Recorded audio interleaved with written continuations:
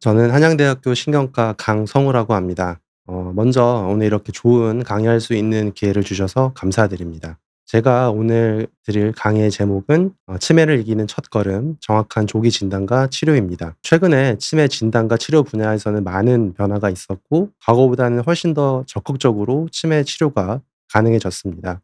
오늘 강의에서는 왜 조기 진단이 중요하고 그리고 최신 진단 방법과 치료 방법에 대해서 자세하게 살펴보고자 합니다.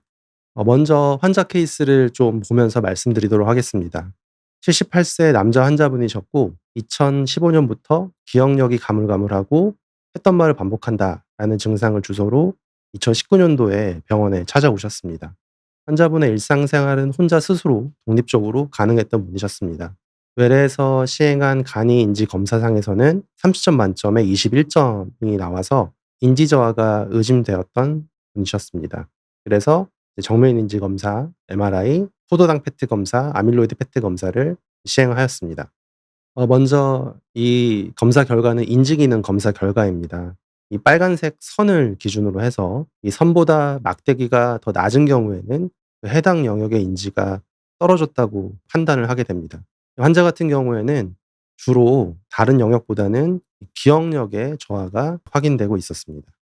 왼쪽은 뇌 MRI, 오른쪽은 뇌 대사를 전반적으로 살펴볼 수 있는 포도당 페트 검사입니다. 우선은 이 뇌 MRI부터 살펴보면은 기억력을 담당하는 부위가 뇌 안쪽에 해마라는 구조가 있는데 이 해마는 이 검은색 공간이 많으면 많을수록 위축이 심하다는 것을 보여주게 됩니다. 환자 같은 경우에는 우측보다는 좌측에 해마 위축이 더 뚜렷하게 관찰되고 있었습니다. 오른쪽에 보이는 포도당 페트 검사를 보면은 색깔이 노랗거나 빨갈수록 뇌대사가 잘 보존되어 있는 거고 파란색으로 보일수록 뇌의 대사가 떨어져 있는 건데요. 환자분 같은 경우에는 양측의 내축두엽의 뇌대사가 떨어져 있었고 우측보다는 좌측의 뇌대사가 떨어져 있는 것을 확인할 수 있었습니다. 이 검사는 아밀로이드 페트 검사입니다. 제가 나중에 아밀로이드에 대해서 자세하게 설명을 드릴 텐데 아밀로이드는 알츠하이머병의 원인 단백질 중에 하나입니다. 이 본 혼자의 검사에서는 아밀로이드의 침착이 확인되어 양성 소견이 보였습니다. 이렇게 음성 환자분의 사진과 비교해서 보면은 양성인 경우에는 꼭 구름이 낀 것처럼 이렇게 뿌옇게 보이는 반면에 음성 환자분들의 사진에서는 이 경계가 좀 뚜렷하게 보이는 앙상한 나뭇가지처럼 보이게 됩니다. 최종적으로 환자는 알츠하이머 병으로 진단이 되었고 환자의 병기는 경도인지 장애였습니다. 그래서 이후 5년간 환자분을 추적을 하였고요.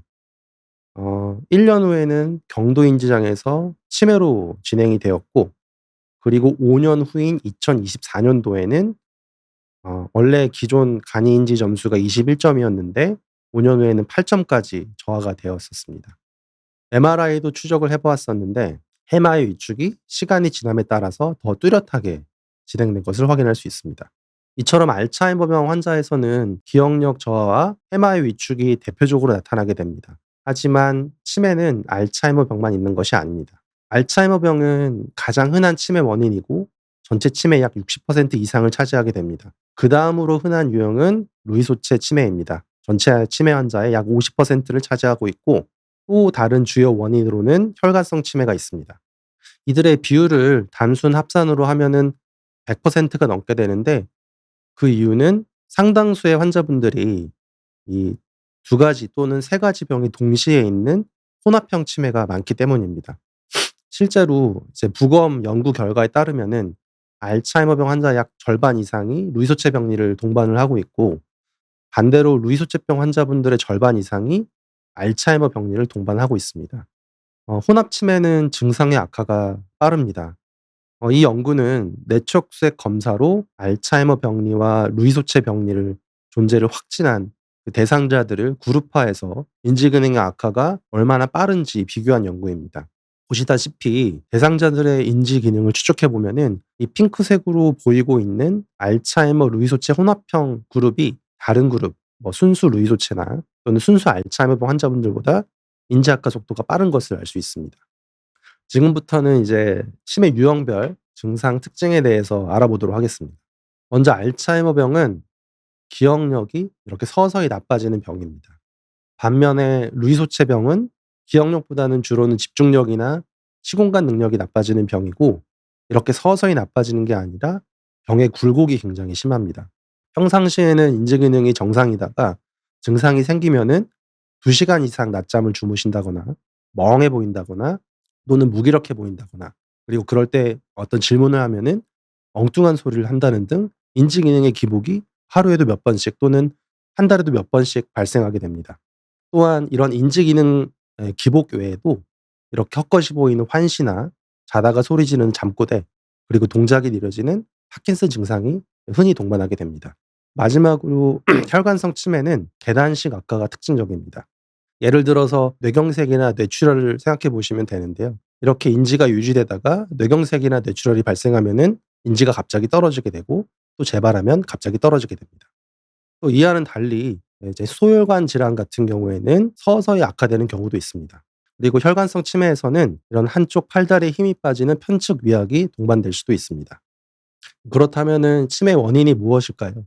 치매는 뇌 속의 특정 병리 단백질이 비정상적으로 쌓이면서 발생하는 질환입니다. 이렇게 쌓이는 단백질의 종류에 따라서 알츠하이머병, 루이소체 파킨슨병, 그다음에 전두축두 치매 등으로 나눌 수 있습니다.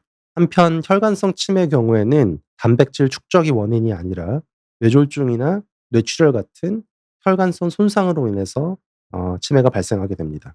아래 그림은 실제 그 환자들의 뇌 조직을 염색한 사진인데, 알츠하이머병은 이렇게 뇌 실질에 아밀로이드가 쌓이거나 뇌신경 세포 안에 타우가 쌓이는 병입니다. 루이소체병 같은 경우에는 이렇게 신경세포 안에 루이소체가 쌓이는 것을 확인할 수 있습니다. 이러한 병리학적 단백질의 축적이 결국은 신경세포의 손상과 사멸을 일으켜서 인지 증상을 이제 나타나게 됩니다. 과거에는 그 임상 증상을 주로 기반해서 치매를 진단했었습니다. 따라서 증상이 나타난 이후에야 치매 진단이 가능했고, 이로 인해서 이미 병이 상당히 진행된 상태에서야 치매를 진단되는 경우가 굉장히 많았었습니다. 하지만 최근에는 뇌영상이나 체액과 같은 이런 바이오마커들이 발전하면서 증상이 나타나기 이전 단계에서도 치매를 진단할 수 있게 되었습니다. 실제로 2024년도에는 알츠하이머병의 진단 기준이 개정이 되었고, 개정된 진단 기준에 따르면은 임상 증상에만 의존하지 않고 영상이나 혈액 또는 뇌척수액 바이오마커를 기반으로 객관적으로, 그다음에 정량적으로 치매를 진단할 수 있게 되었습니다. 이 바이오마커라는 거는 치매를 일으키는 병리 단백질과 그로 인한 뇌 손상을 직접적으로 확인할 수 있게 해줍니다. 그래서 치매는 이런 병리 단백질 아밀로이드나 타우, 그리고 루이소체의 원인인 시누클레인, 그리고 혈관성 손상 등 다양한 병리에서 시작이 되고, 이 결과로 인해서 생기는 신경 손상과 염증이 나타나게 됩니다. 바이오마커는 이러한 원인 병리와 그에 따른 신경 손상, 그리고 신경 염증을 객관적으로, 정량적으로 보여줄 수 있습니다. 특히 뇌척수액 바이오마커 같은 경우에는 단 한 번의 검사만으로 아밀로이드 병리와 루이소체 병리, 그리고 신경 손상과 신경 염증을 동시에 진단할 수 있다는 장점이 있습니다. 좀 글씨가 작아서 이제 보시는데 불편할 수도 있는데, 내용을 세부적으로 볼 필요는 없고, 요 표는 최근에 아까 말씀드린 2024년도에 이제 개정된 알츠하이머병 진단에서 이 검사 방법별로 측정 가능한 바이오마커가 무엇인지 한눈에 정리한 표입니다. 이처럼 이제는 뇌척수액, 혈액, 그리고 뇌영상 바이오마커의 발전으로 치매를 이전보다 훨씬 더 이른 시기 조기에, 그리고 정밀하게 진단할 수 있게 되었습니다. 지금부터는 실제 환자분들의 이제 검사 결과를 좀 보여드리도록 하겠습니다. 한양대학교 병원에서 시행한 아밀로이드 페트 영상이고요. 위에 있는 거는 아밀로이드 음성 환자분들의 사진, 아래에 있는 거는 아밀로이드 양성 환자분의 사진입니다. 말씀 보이다시피 아밀로이드 음성은 이렇게 앙상한 나뭇가지처럼 보이는 것에 반해 아밀로이드 양성의 사진은 이렇게 좀 구름 낀 것처럼 뿌옇게 보이는 특징이 있습니다. 실제로 이 영상을 정량적으로 분석을 해보면은 아밀로이드가 쌓여 있는 게 이렇게 빨간색으로 보이는데, 양성 환자분들은 뇌 전반적으로 아밀로이드가 쌓여 있는 것들이 보이고, 음성은 이렇게 아밀로이드가 없는 것을 확인할 수가 있습니다. 이 아밀로이드의 축적의 종도는 센틸로이드라는 단위로 표현할 수 있습니다. 0은 안 쌓인 거고 100이 많이 쌓인 거라 생각하시면 될 것 같고요. 이 25 센틸로이드를 기준으로 해서 25보다 높으면은 아밀로이드 양성으로 판정을 하고, 25 센틸로이드보다 낮으면은 아밀로이드 음성으로 판정을 합니다. 타우페트도 알츠하이머 병의 이제 주요 원인 단백질 중에 하나인데요. 타우페트는 이제 아밀로이드랑 좀 차별점이 있는 게 실제 환자분들의 병기를 반영하는 바이오마커입니다. 타우페트는 아직 임상에서 활용은 못 되고 있고 주로는 연구 목적으로 많이 활용되고 있습니다. 이 빨간색으로 보이는 게 실제 타우 침착된 소견인데, 보이다시피 정상에서 경도 유지 장애, 그다음에 치매로 갈수록 이 타우 단백질이 뇌 축두엽에서 시작해서 뇌 바닥부터 부정엽, 전두엽으로 점점 퍼져나가는 것을 확인해 볼 수가 있습니다. 다음으로는 이제 루이소체병 또는 파킨슨병을 진단할 수 있는 도파민 우먼제 페트입니다. 루이소체병리는 아직은 직접적으로 확인할 수 있는 영상 검사는 없습니다. 하지만 간접적으로 루이소체 병리에 의해서 도파민 세포가 소실되는 것을 확인할 수 있는 이 도파민 운반체 영상을 진단의 보조적 목적으로 활용할 수 있습니다. 정상인의 경우는 이렇게 선조체의 도파민 운반체의 신호가 강하게 관찰되고 있는 반면, 루이소체병 환자분은 이렇게 다양한 형태로 이 도파민 운반체의 신호가 감소되어 있는 것을 확인해 볼 수 있습니다. 최근에 이제 많이 뉴스에도 다루어지듯이 이제는 간단한 피 검사만으로도 알츠하이머 병리를 진단할 수 있게 되었습니다. 실제로 미국에서는 이 혈액 기반 아밀로이드 진단 검사가 최근에 시각적 승인을 받았고 이제 임상 현장에서 활용되고 있습니다. 이런 뇌척수액 검사, 혈액 검사 다 합해서 체액 검사라고 하는데요. 이런 체액 성분을 검사하게 되면은 치매의 원인 단백인 아밀로이드나 타우 또는 시누클레인을 높은 확률, 거의 뭐 90% 이상으로 검출할 수가 있습니다. 특히 뇌척수액 검사 같은 경우에는 앞서 말씀드렸다시피 한 번의 검사만으로 알츠하이머 병리, 아밀로이드 타우, 그다음에 루이소체 병리의 시누클레인을 동시에 진단할 수 있다는 장점이 있습니다. 한국에서는 지금 뇌척수액 검사로 아밀로이드를 측정할 수 있는 방법이 실제로 임상에 활용되고 있습니다. 아직 혈액 검사는 연구 목적으로만 활용되고 있고, 제 예상으로는 조만간 이제 혈액 검사로도 이런 치매의 원인 병리를 진단할 수 있는 방법이 곧 들어올 것으로 예상하고 있습니다.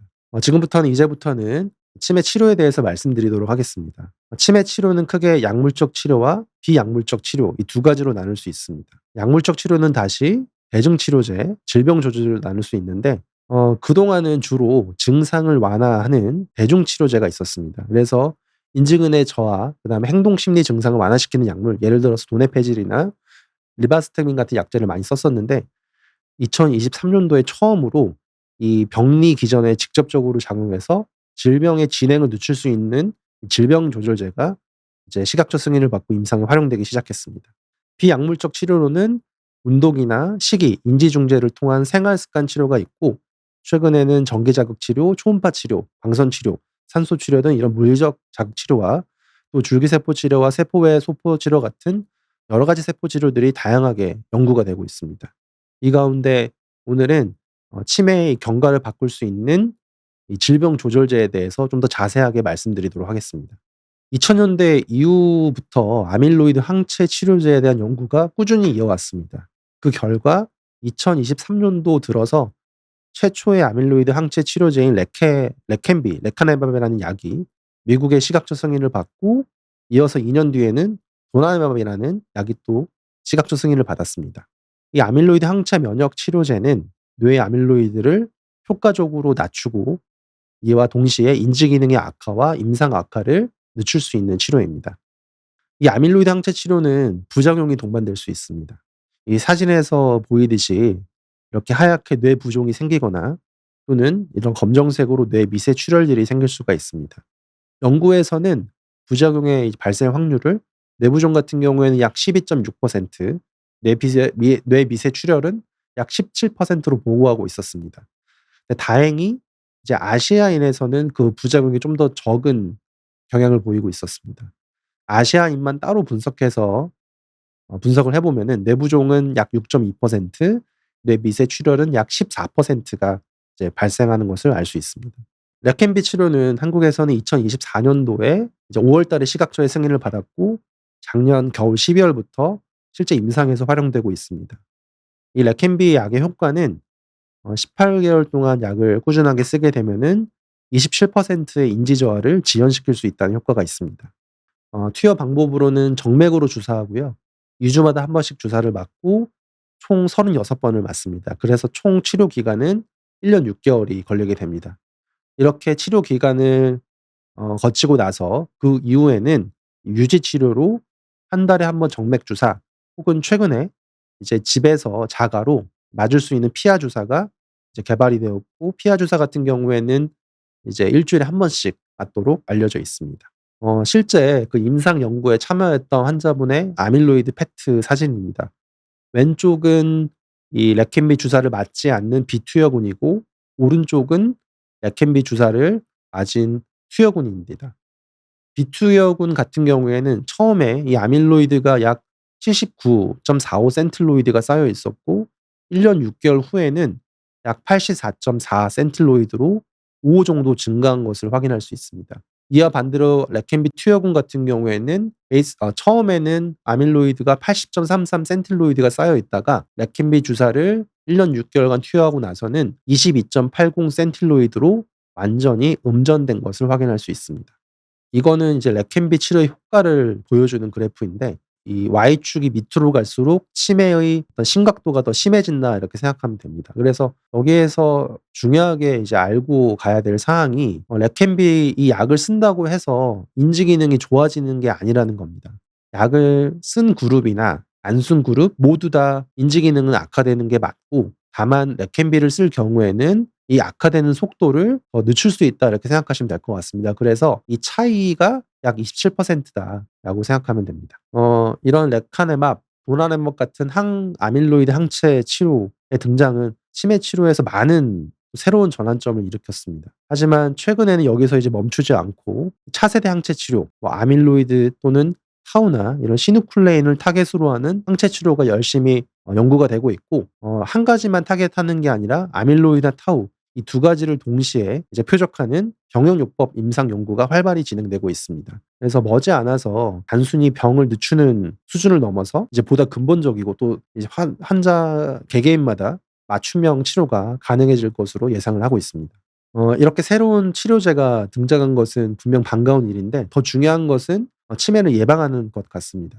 물론 치매를 100% 막을 수 있는 것은 아니겠지만, 2024 년도 란셋에 이제 보고한 연구에 따르면은 지금 보이고 있는 조절 가능한 위험 인자만 관리하더라도 전체 치매 약 45%를 줄일 수 있다고 합니다. 그래서 배우자분이나 또는 어머님, 아버님께서 지금 보이고 있는 위험 인자가 있다면은 조절해 보시는 게 좋을 것 같습니다. 특히 여기 있는 것들이 좀 중요한 이유가, 여기 있는 이 위험 인자들은 저희가 노력을 하면은 바꿀 수 있다는 점이 되게 중요해서 신경 써서 확인해 주시면 좋을 것 같습니다. 그렇다면은 이제 어느 경우에 치매를 의심해야 되는지 말씀을 드리면은, 이 10 가지 경우가 있으면 한번 의심을 해 보는 게 좋을 것 같습니다. 첫 번째로 일상생활에 지장을 줄 정도로 심한 건망증이 있으면은 좀 치매를 의심해 보시는 게 좋을 것 같고, 평상시에 익숙했던 일들이 어려워진다, 예를 들어서 리모컨 조작이 어려워진다든가 그런 증상이 있으면은 의심을 해 봐야 될 것 같습니다. 그리고 의사소통이 좀 어려워지거나 자꾸 시간이나 장소를 헷갈려 하시고, 판단력이 떨어지거나 또는 추상적 사고가 어려워지거나, 그리고 통장 이런 귀중한 물건을 자꾸 잊어버린다거나, 또는 성격이 변한다거나 의욕이 없어진다거나, 그리고 어떤 시각적 공간적 이해력이 떨어지는 경우에는 치매의 초기 증상일 수도 있기 때문에, 주변에 보호자가 느끼시기에 우리 어머니, 아버님이 이런 증상이 있다거나 또는 배우자가 이런 증상이 있다면은 가까운 치매 안심센터에 방문해서 선별 검사를 통해서 의사 상담을 받는 것을 권유를 드립니다. 물론 이런 어떤 걱정과 두려움 때문에 병원에 방문하는 것을 좀 망설일 수도 있는데, 지금부터 말씀드릴 것은 치매 진단에 있어서 조기 진단이 왜 중요한지에 대해서 좀 설명을 드리려고 합니다. 이 연구는 이제 인지가 정상인 사람들에 대해서 아밀로이드 페트 검사를 시행해서 이 아밀로이드의 유병률을 살펴본 연구인데요. 실제로 보시면은 60세 인지가 정상인 사람들의 아밀로이드 펫을 찍어보면 약 18%가 양성이 나오고, 70대는 30%, 80대는 약 40%가 아밀로이드 양성이 나옵니다. 그래서 실제로 아밀로이드가 되게 흔한 어떤 병리고, 또 인지가 정상일 때도 쌓일 수 있다. 이게 좀 중요한 소견인 것 같고요. 이거는 최근에 나온 논문인데, 이것도 역시 정상인지 약 900명을 4 년에서 8 년간 추적하면서 인지가 경도 인지 장애가 이렇게 나빠지는지를 좀 분석을 해 보았습니다. 좀 글씨가 작아서 보기 불편하실 텐데, 여기서 좀 한 가지 중요하게 확인해야 될 사항이, 역시 다른 이 900 명의 인지가 정상인 사람들의 약 20%가 아밀로이드가 양성이 나왔다는 것입니다. 그리고 이 환자분들의 인지 저하를 좀 발생률을 비교를 해 보면 결론만 말씀드리면은 인지가 정상이고 아밀로이드가 양성인 사람들은 아밀로이드가 음성인 사람들에 비해서 추후에 이런 기억력 장애 또는 경도 인지 장애가 생길 위험도가 약 1.5 배에서 2 배가 높았다는 것입니다. 이게 되게 중요한 그림인데 아밀로이드 연쇄 가설이라 해서 아밀로이드가 쌓이고 나서 약 10 년이 지나서야지 타우 단백 그리고 타우 단백에 관련한 뇌신경 손상이 발생하게 됩니다.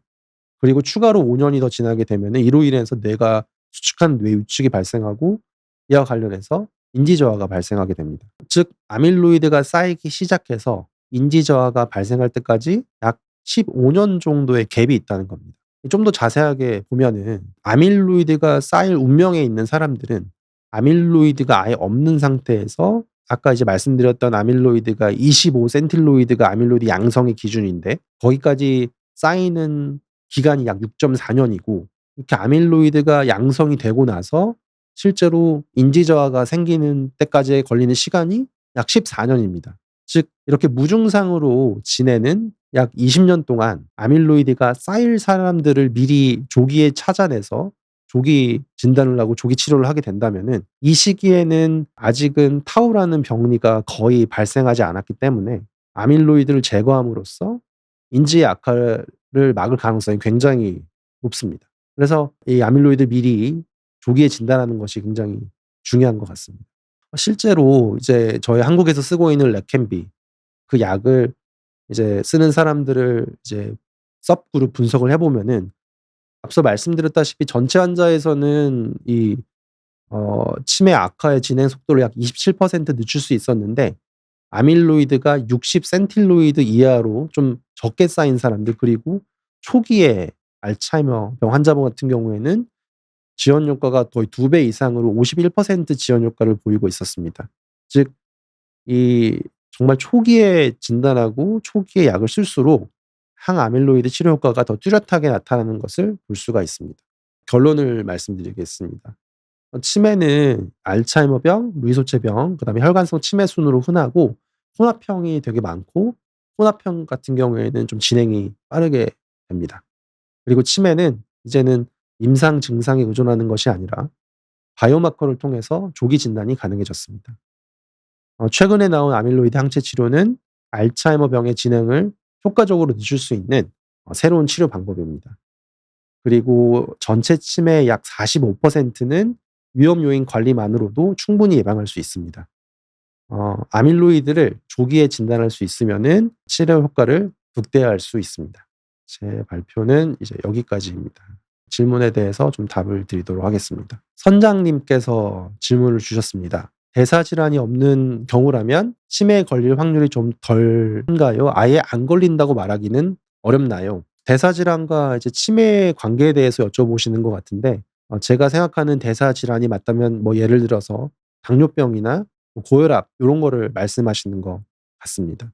실제로 고혈압이나 당뇨가 있는 경우에는 혈관성 치매가 더 잘 생긴다는 연구 결과도 많고 혈관성 치매 외에도 나쁜 단백질이 이제 뇌에 축적되는 알츠하이머병이나 루이소체 병이 더 잘 생긴다는 연구 결과도 있고 또 병이 있었을 때 이런 대사 질환이 동반되는 경우에는 그 병의 악화가 더 빨라진다는 연구 결과들이 많습니다. 그래서 대사 질환이 있다고 해서 안심하시면 절대 안 되고 대사 질환을 관리하고 또 대사 질환을 관리함으로써 치매를 예방할 수 있는 것을 꼭 알고 가셨으면 좋겠습니다. 대답이 됐을까요? 그다음에 우라라 WOORARA 님께서 질문을 주셨습니다. 어머니처럼 연세가 있는 분들은 다른 만성 질환 약을 이미 많이 드시는데요. 치매 약이랑 같이 먹어도 괜찮은지 걱정이 됩니다. 정말 좋은 질문 감사합니다. 특히나 이제 어르신들은 이미 뭐 고혈압이나 당뇨 이런 심장 질환들이 굉장히 많이 동반되어 있기 때문에 드시고 있는 약이 굉장히 많습니다. 그리고 여러 연구에 따르면은 드시고 있는 약 종류나 약알 수가 많아질수록 또 노쇠가 빨라진다는 연구가 있습니다. 그리고 그 약 때문에도 이제 부작용이 많이 발생하는데 저희가 지금 치매약 같은 경우에는 아무래도 어르신들을 위해서 만든 약이다 보니까 웬만하면은 다른 약들이라는 상호작용은 적다고 생각하셔도 됩니다. 다만 최근에 이제 많이 쓰고 있는 치매 증상 조절제인 뭐 도네페질이나 또는 리바스트미 약 같은 경우에는 이제 부정맥을 좀 일으킬 수 있는 그런 부작용이 적게 있기 때문에 예를 들어서 만성 질환 중에서도 심장 질환, 부정맥이 있는 분들은 치매약을 쓸 때 좀 어 의사랑 상담을 해서 이 부작용과 효과에 대해서 경중을 따져서 약을 써 보시는 게 좋을 것 같습니다.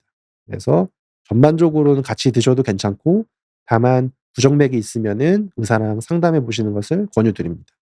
오늘도 파이팅이라는 분께서 질문을 주셨습니다. 치매 신약이 효과가 있는 건 알츠하이머 치매만 해당되는 건가요? 아니면 혈관성 치매나 다른 종류에도 도움이 되나요? 우선은 그 치매 신약은 레켐비라는 약은 아밀로이드를 제거하는 약입니다. 실제로 임상 시험에서 검증한 결과는 알츠하이머병 환자들한테만 검증이 됐는데 제가 이제 앞서 초반부에 강조해서 말씀드렸다시피 두 번째로 흔한 치매는 루이소체라는 치매고 실제로 루이소체병 환자분들의 절반 이상이 아밀로이드를 가지고 있습니다. 그래서 저는 이런 루이소체 병이면서 아밀로이드를 가지고 있는 분들은 이런 신약이 효과가 있을 거라고 생각을 하는데 아직은 임상적으로 검증은 되지 않았습니다. 그래서 고거는 앞으로 추후 연구를 통해서 이제 밝혀 나가야 될 부분일 것 같고요. 혈관성 치매는 효과가 없다고 생각하시는 게 좋을 것 같습니다. 왜냐면은 이 레켐비 항아밀로이드 치료는 이제 방금 보여드렸던 사진에서 부작용 중에 하나가 뇌부종이나 뇌출혈이 생길 수 있기 때문에 실제로 약의 적응증을 살펴보면은 이미 뇌경색이 2번 이상 열공경색이 있다거나 또는 어떤 큰 뇌경색이 있는 경우 또는 뇌출혈이 있는 경우에는 레켐비 사용을 자제하도록 권고하고 있습니다. 그래서 종합적으로 다시 한번 정리해서 말씀드리면 알츠하이머 치매뿐만이 아니라 혼합 치매도 효과가 있을 거라 생각을 하고 혼합 치매에 대한 효과는 앞으로 추가 연구를 통해서 밝혀야 되는 문제다라고 답을 드릴 수 있을 것 같습니다.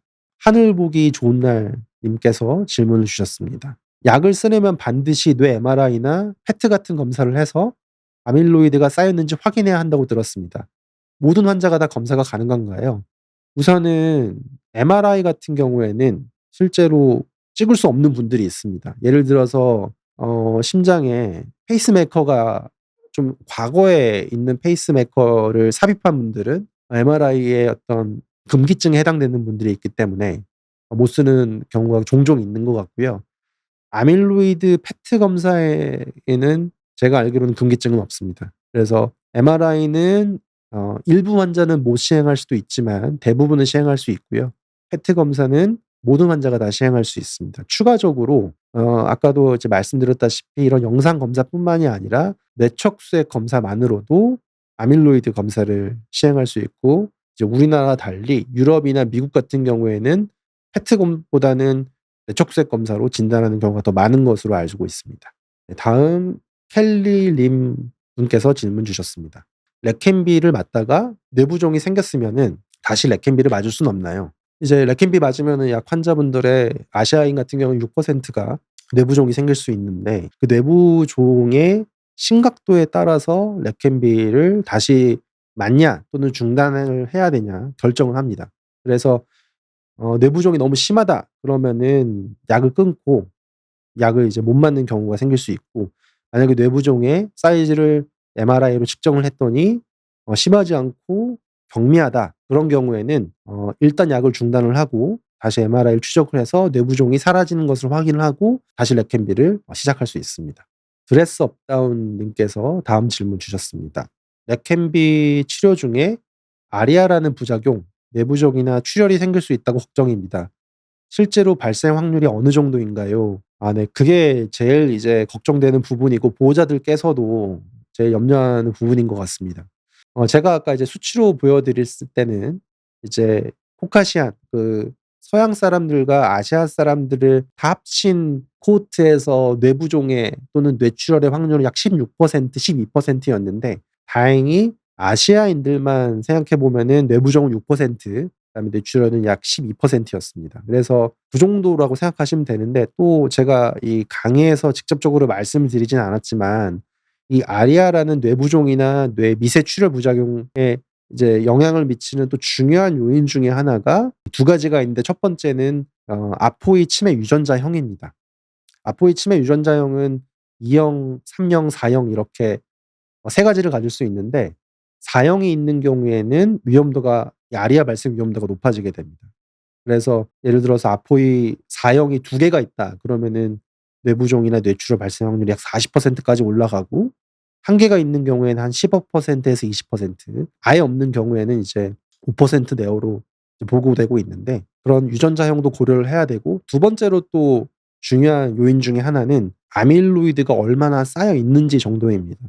그래서 아까 제가 센틸로이드라는 수치로 말씀을 드렸었는데, 예를 들어서 어떤 환자분들을 찍으면 200, 뭐 150 이렇게 센틸로이드가 높은 사람들도 있고, 어떤 분들은 엄청 초기에 뭐 40 센틸로이드, 50 센틸로이드 이런 분들이 있는데, 이 아밀로이드가 적게 쌓여 있는 사람일수록 아리아의 발생 부작용이 더 확률이 떨어진다고 알려져 있습니다. 그래서 실제로 아리아 부작용에 미치는 변수도 좀 다양하기 때문에 정확한 상담을 위해서는 지금 주사를 맞고 있는 병원의 의사 선생님과 좀 다시 한번 상담을 해 보시는 게 좋으실 것 같습니다.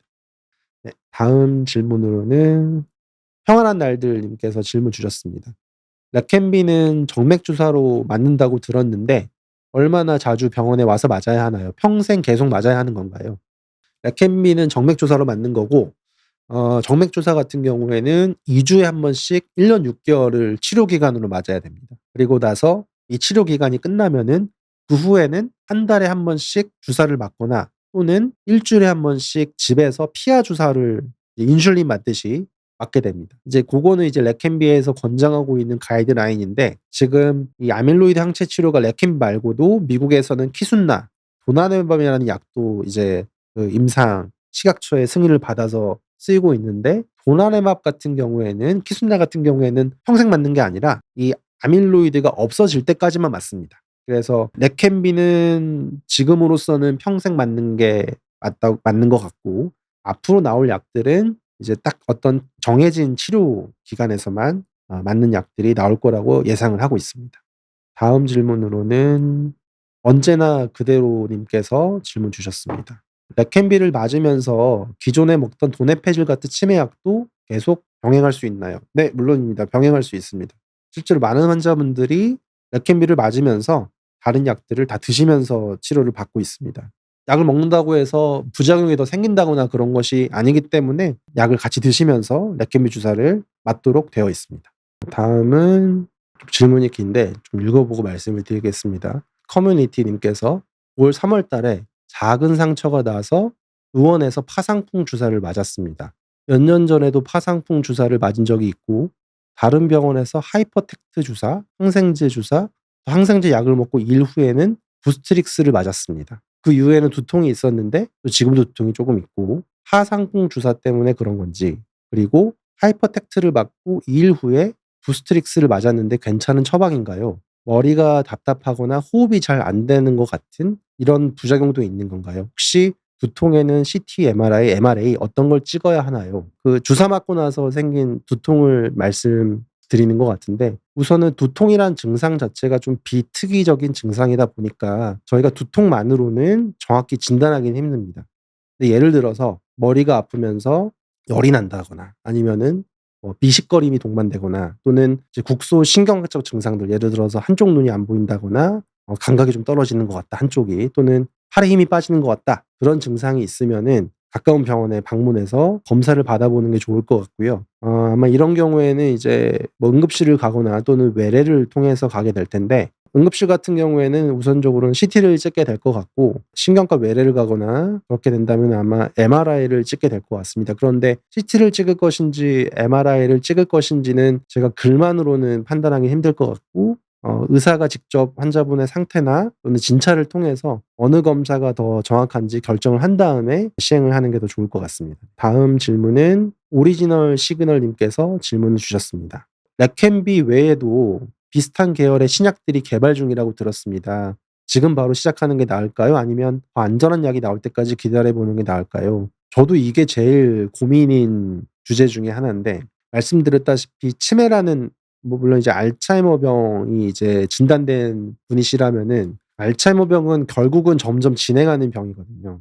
그렇기 때문에 앞서 말씀드렸다시피 만약에 레켐비를 써야 되는 상황이라면은 최대한 이른 시기에 사용하는 게 훨씬 더 좋습니다. 더 늦춰지면 늦춰질수록 타오라는 단백질이 더 뇌에 퍼지게 될 거고 이로 인해서 뇌신경의 손상이 더 진행할 거고 실제로 지금 레켄비 같은 경우에는 이 인지가 너무 심하게 떨어져 있다거나 치매 단계가 너무 심한 경우에는 효과가 부작용보다 적기 때문에 쓰지 않도록 권고하고 있습니다.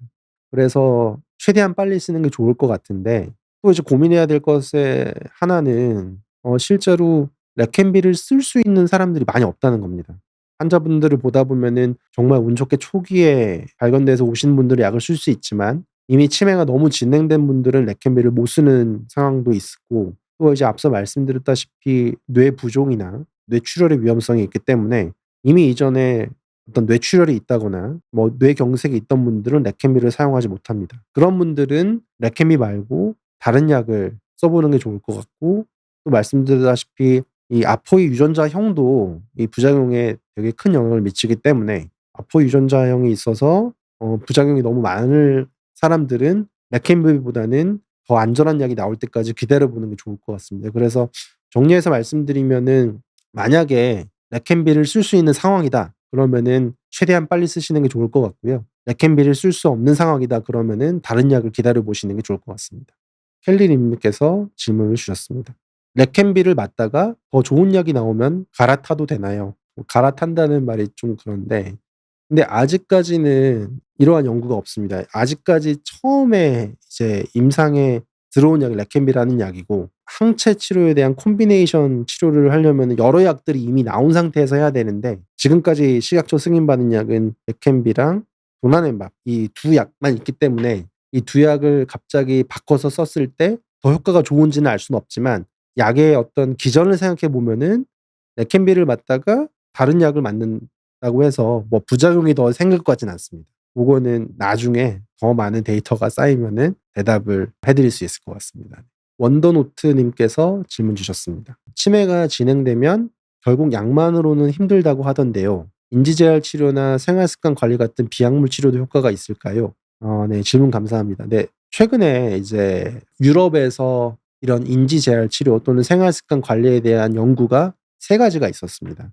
스웨덴의 핑거 스터디, 또 독일에서 그리고 하나가 프랑스에서 있었는데 이 세 가지 스터디에서 모두 강조했던 거는 이런 인지재활 치료, 생활습관 관리, 특히 식이나 운동 치료, 그다음에 사회 활동 요런 것들 네 가지를 집중적으로 하게 되면은 인지 기능이 오히려 좋아졌습니다. 실제로 이거는 약보다 더 큰 효과거든요. 약은 인지의 악화를 좀 늦추거나 이런 약인데 실제로 인지를 좋아지게 하는 약은 없기 때문에 말씀하신 대로 인지재활 치료나 생활습관 관리를 하게 되면은 오히려 약물 치료보다 더 큰 효과가 있을 거고 약이랑 같이 쓴다면은 더 큰 효과가 있을 것 같습니다. 올해 또 미국에서 이런 유럽에서 했던 연구를 고대로 따라서 한 2,000 명을 검사했더니 임상 시험을 했더니 이런 인지재활 치료, 생활습관 관리를 그다음에 식이 조절하는 것만으로도 사람들의 인지 기능이 많이 개선되었었습니다. 그래서 어 이제 저는 주로 이제 환자분들한테 말을 할 때 뭐 운동도 중요하지만 뇌 운동도 중요하다고 말씀을 드리거든요. 그래서 뭐 집에서 일기를 많이 쓴다거나 또는 최근에는 한국에 이제 각 이제 지역마다 치매 안심센터라는 게 잘 되어 있는데 이런 치매 안심센터에서는 이런 인지재활 치료가 굉장히 잘 되어 있었습니다. 그래서 그런 노인대학을 다니면서 인지재활 치료, 그다음에 식이를 어떻게 해야 되는지 또는 생활 습관을 어떻게 조절을 해야 되는지 상담을 받아보시면은 많은 도움이 될 것 같습니다. 네, 이제 마무리할 시간이 돼서 마지막으로 말씀드리겠습니다. 그 치매라는 병이 제가 학생 때 공부할 때는 "비가역적인 병이다. 치료하기 어렵다. 치료 불가능하다." 이렇게 말을 많이 했었는데 최근에 몇 년 사이에 엄청 많이 발전하면서 실제로 이제는 항암 치료하듯이 치매를 치료할 수 있는 시대가 온 것 같습니다. 그래서 개인적으로 굉장히 좀 기대가 많이 되고 있는 분야고 진료를 하면서 아쉬웠던 거는 절반 이상의 환자분들이 엄청 초기에 오시는 것이 아니라 이미 치매가 많이 진행돼서 오시는 것 같다는 겁니다. 그래서 아무것도 손을 못 쓰고 약도 못 쓰는 경우가 되게 많아서 그런 거 너무 아쉬웠고 또 두 번째로는 특히나 우리나라 같은 경우에는 저희 부모님 세대들이 하시는 일이 너무 단조롭다 보니까 실제로 치매가 많이 진행되어 있지만 늦게 발견되는 경우가 되게 많고 요즘에는 또 혼자 사시는 분들도 많아서 이런 병원의 접근성도 많이 떨어지는 것 같습니다. 하지만 치료약들이 개발이 되고 있고 또는 진단 방법들이 개발이 되면서 이제 좀 더 많은 사람들한테 치매를 더 효율적으로 진단할 수 있고 싼 값에 진단할 수 있고 또 치매가 치료가 가능해져서 앞으로는 이제 치매라는 병이 이제 고지혈증처럼 이제 관리하는 병이 되지 않을까 이렇게 생각을 하고 있습니다. 그래서 오늘 강의를 좀 통해서 치매 어떤 예방 방법 또는 위험 인자, 진단 방법, 치료 방법에 대해서 좀 알고 가셔서 정말 가족분들이나 또는 배우자께서 치매에 안 걸리도록 도움이 되셨으면 좋겠습니다. 감사합니다. 네.